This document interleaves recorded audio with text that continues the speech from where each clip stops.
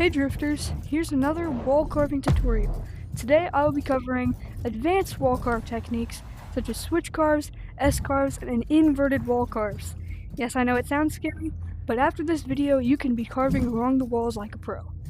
So first I'll be covering the switch carve. Basically what a switch carve is you switch your momentum to the other direction. Okay, Flapjackson is accusing me of saying a bad word. I did not. I said shift, and that is what I said. So that is a switch carve.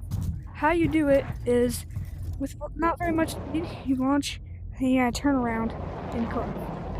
The more speed you have, the more you want. Yeah, the more speed you have, the harder it'll be to switch. And so if you're going with a lot of speed, you have to shift your arm down to like kind of shove your momentum down, and that allows you. What to helped shift. me learn is that what I got confused on is that when you go down, like I thought you did it with this hand or something, and I just could not do it. But then what helped me learn is you go down, and then you stick your other hand down and just spin around in real life. Yeah.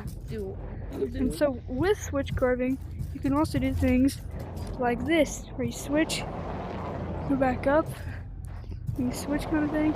There's just a lot of cool things.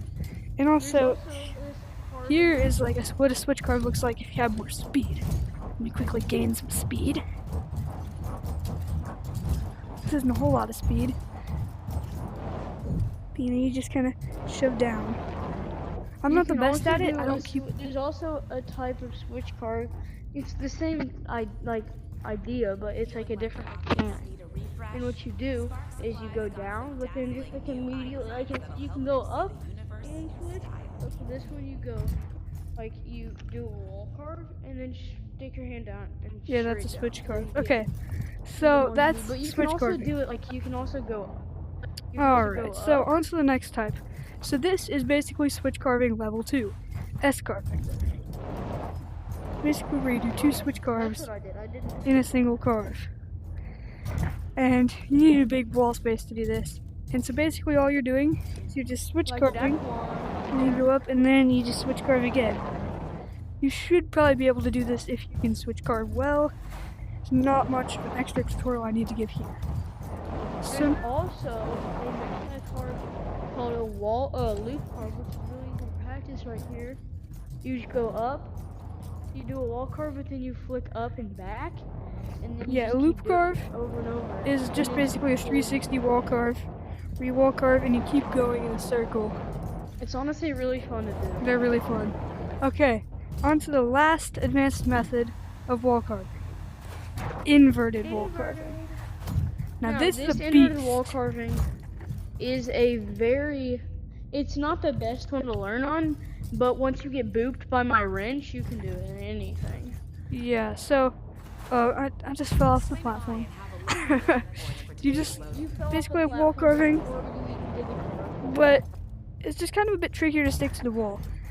I mean, there's not much of a tutorial I can give here. You just kind of have to play around with things and kind of figure it out.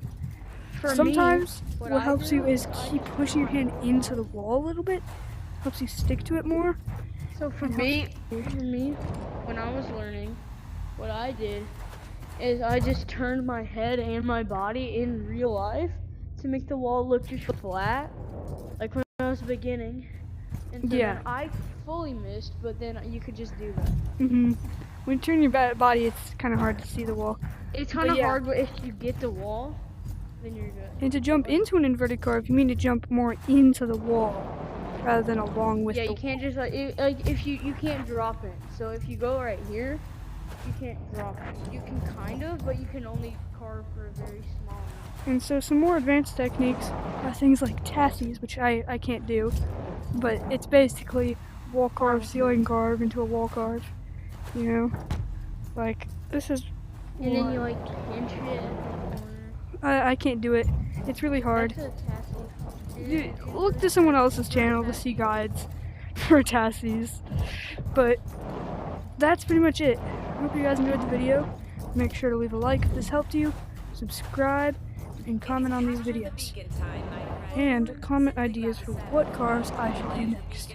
Until then, keep drifting.